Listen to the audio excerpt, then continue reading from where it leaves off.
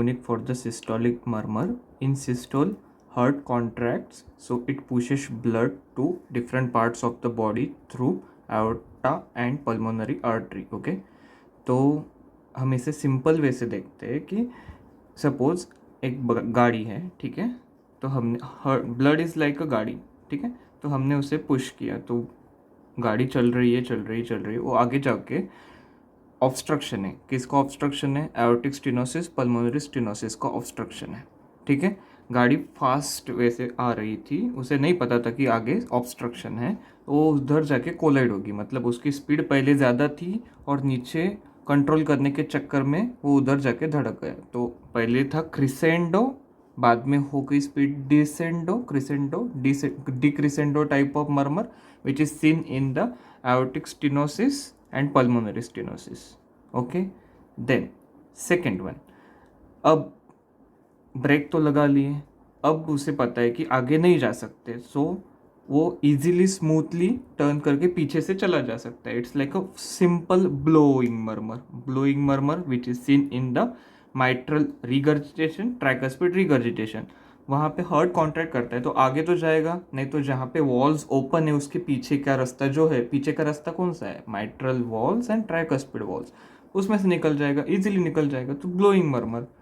Third आता है कि वेंट्रिकुलर सेप्टल डिफेक्ट। अब वेंट्रिकुलर सेप्टल डिफेक्ट ये थर्ड रास्ता है कि उधर से जाके वो सामने निकल सकता है। तो थर्ड रास्ते के लिए क्या है कि उसे थोड़ा टर्न लेना पड़ेगा, टर्न लेना पड़ता है, मतलब इट्स साउंड्स लाइक हार्श, ठीक है, हार्श।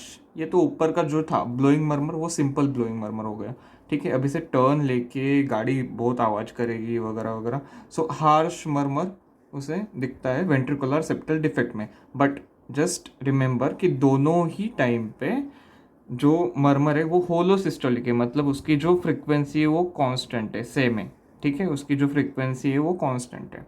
होलो सिस्टोलिक मर्मर हो गया। अब लास्ट में एक बचती है, अभी फैमिली के साथ गाड़ी निकल रही है, उसकी स्पीड ठीक है जो नॉर्मल रोड पे होती है, ठीक है, अचानक से बीच में उसके ब्रेक्स फेल हो गए। ब्रेक्स फेल हो गए मतलब प्रोलैप्स हो गए, ब्रेक किसके प्रोलैप्स हो गए? Mitral valve prolapse. तो ब्रेक्स फेल हो गए तो आगे जाके गाड़ी धड़क जाएगी, ठीक है। तो पहले ब्रेक्स प्रोलैप्स होने के पहले नॉर्मल था, ठीक है, फिर बाद में स्पीड पे कंट्रोल नहीं रहा तो स्पीड कैसे बढ़ते गए और एंड में जाके धड़क स्टॉप हो गई।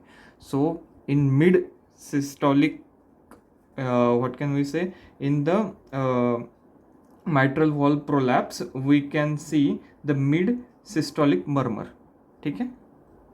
आई hope you got it. Just aortic stenosis, pulmonary stenosis, यहाँ पे क्रिसेंडो डिक्रिसेंडो, क्योंकि गाड़ी आ रही है और स्पीड से आ रही है, उसकी स्पीड आते आते ब्रेक से कंट्रोल करने के चक्कर में वो धड़क गया। तो क्रिसेंडो पहले स्पीड ज़्यादा थी, बाद में कम हो गई, crescendo decrescendo type of murmur, ठीक है।